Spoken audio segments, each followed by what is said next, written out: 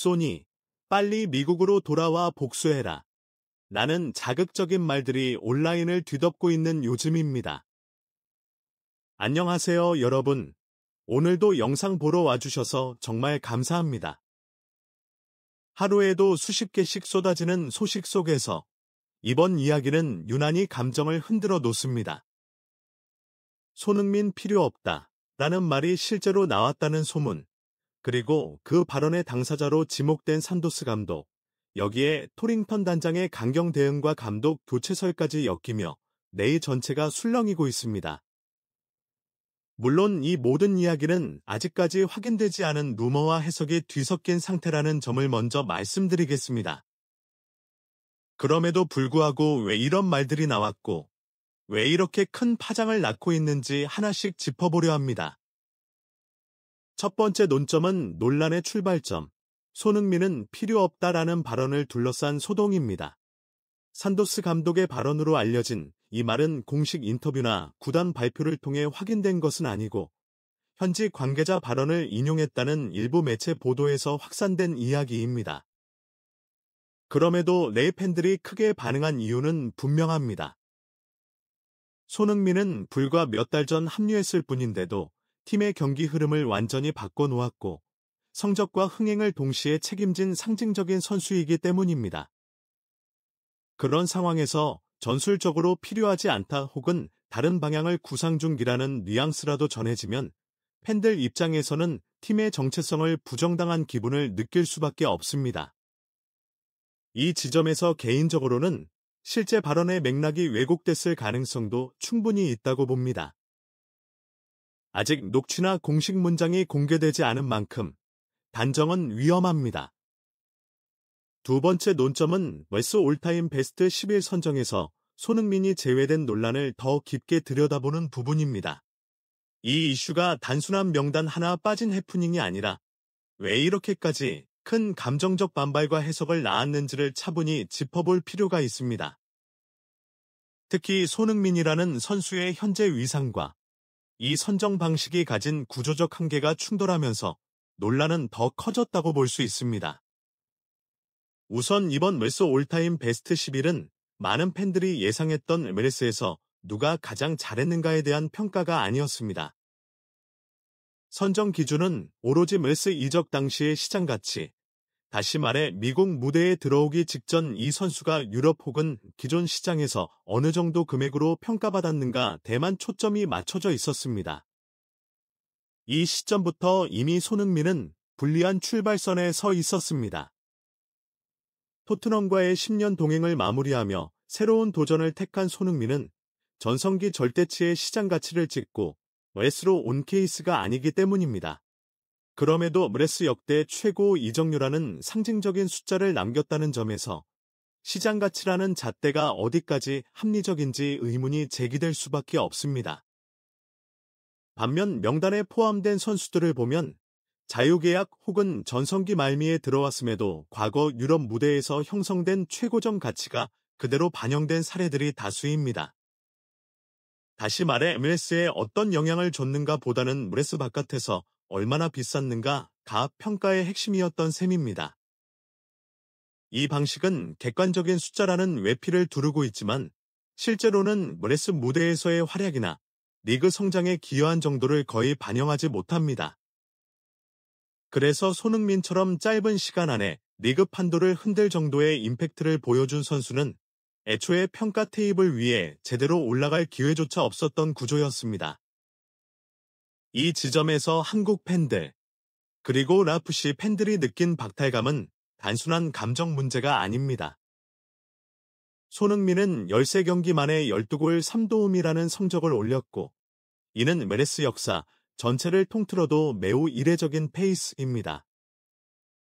득점, 찬스 메이킹, 상대 수비를 무너뜨리는 영향력까지 포함하면 단순 기록 이상의 가치를 보여줬습니다. 그런데도 돌타임 베스트 11기라는 이름 아래 그 이름이 빠졌다는 사실은 기준을 모르는 팬들에게는 자연스럽게 손흥민은 아직 인정받지 못하는가 라는 오해로 이어질 수밖에 없습니다. 또 하나 짚고 넘어가야 할 부분은 타이밍입니다. 손흥민이 멜스에 합류한 지 불과 몇 달 만에 나온 올타임 평가라는 점 자체가 아이러니합니다. 올타임이라는 표현은 수년, 수십 년에 걸쳐 리그에 흔적을 남긴 선수들을 떠올리게 하지만 이번 명단에는 멜스 생활 몇 달 만에 이름을 올린 선수도 포함됐습니다.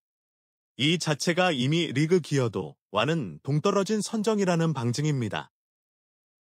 그렇기에 손흥민의 제외를 두고 실력 논쟁으로 번지는 것은 사실 논점에서 벗어난 싸움이라고 볼 수 있습니다. 개인적으로 보자면 이번 논란은 손흥민에게 마이너스라기보다는 오히려 그의 현주소를 역설적으로 보여주는 사건이라고 생각합니다. 손흥민이 조금 덜 주목받는 선수였다면 이 명단에서 빠졌다는 사실조차 크게 이야기되지 않았을 가능성이 큽니다. 하지만 지금은 다릅니다. 팬들은 왜 손흥민이 없느냐를 먼저 묻고 그 이유를 따져 묻습니다. 이는 이미 손흥민이 멜스에서 당연히 있어야 할 이름으로 인식되고 있다는 증거이기도 합니다. 세 번째 논점은 FC와 멜스 전체에 미친 손흥민의 실질적인 영향력입니다. 손흥민이 합류한 뒤 로스앤젤레스 FC는 단순히 몇 경기 잘한 팀이 아니라 리그 전체의 화제 중심이 됐습니다. 경기장 관중 수 증가, 중계 시청률 상승, 아시아 지역 스트리밍 수치 폭발, 그리고 구단 상품 판매량까지 눈에 띄게 늘었습니다. 이러한 변화는 메시나 베컴 같은 초대형 스타들이 멜스에 가져왔던 효과와 비교해도 뒤지지 않는 수준입니다. 특히 데니 부안가와 함께 만들어낸 공격 조합은 현지 해설진들로부터 멜스 역사상 가장 파괴적인 듀오 중 하나라는 평가까지 받았습니다. 이런 상황에서 손흥민을 전술적으로 배제한다는 이야기가 나왔다는 것 자체가 팬들에게는 납득하기 어려운 시나리오로 들릴 수밖에 없습니다. 네 번째 논점은 콘카카프 챔피언스컵 진출이라는 결과가 보여주는 손흥민 효과입니다. FC는 시즌 막판 플레이오프 탈락이라는 아쉬움을 겪었지만 여러 조건이 맞물리며 2026 콘카카프 챔피언스컵 티켓을 손에 넣었습니다. 이 과정에서 손흥민이 시즌 중 만들어낸 승점과 6승 3무 1패라는 기록이 결정적인 역할을 했다는 점은 부정할 수 없습니다. 이 대회는 단순한 국제대회가 아니라 우승 시 2029 피파 클럽 월드컵으로 이어지는 관문입니다. 손흥민 개인에게도 월드컵을 앞둔 시점에서 최고의 실전 무대이자 동기부여입니다.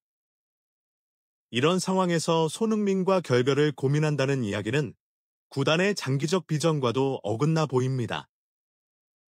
다섯 번째 논점은 체룬돌로 감독 퇴진 이후 새 사령탑 체제와 손흥민의 미래입니다. 스티브 체룬돌로 감독의 사임은 이미 시즌 중 확정된 수순이었고 손흥민 합류와는 직접적인 연관은 없습니다. 다만 체룬돌로 감독이 손흥민을 최전방에 배치하며 중심 전술로 활용했던 사실을 떠올리면 새 감독의 성향에 따라 손흥민의 역할이 달라질 가능성은 분명 존재합니다. 이 지점에서 산도스 감독 해임설, 그리고 토링턴 단장이 위르겐 클롭을 긴급 호출했다는 소문까지 더해지면서 이야기는 점점 극적으로 변하고 있습니다.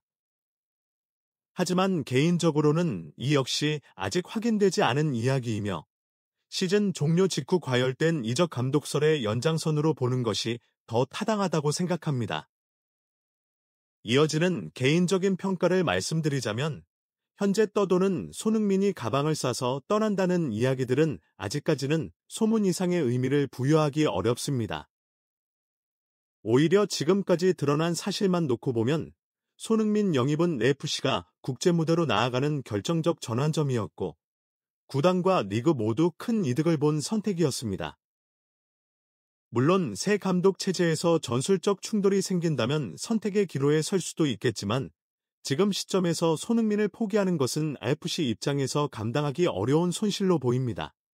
그래서 저는 이 모든 논란이 손흥민이라는 이름이 멜스에서 그만큼 거대한 존재가 되었기 때문에 발생한 진통이라고 해석하고 싶습니다.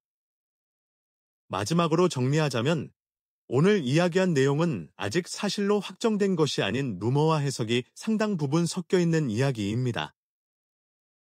하지만 한 가지 분명한 것은 손흥민이 래프시와 멀스에 남긴 영향력은 어떤 명단 제외나 발언 하나로 지워질 수 있는 수준이 아니라는 점입니다. 결국 시간은 선수의 편이고 그라운드 위에서의 답변이 모든 논란을 잠재울 것이라 믿습니다. 오늘 영상도 여기까지 시청해 주셔서 정말 감사합니다. 내용이 흥미로우셨다면 구독과 좋아요 꼭 눌러주시고 앞으로도 계속 이런 이야기들로 찾아뵙겠습니다. 다음 영상에서 또 만나요.